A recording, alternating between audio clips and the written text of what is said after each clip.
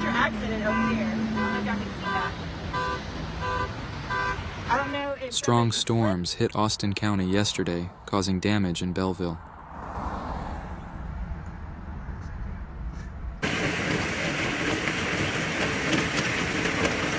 Hail and strong winds swept through the town, damaging cars, trees, and structures. The hail was so heavy, it covered the ground for almost half an hour, making it look like a snowstorm had hit.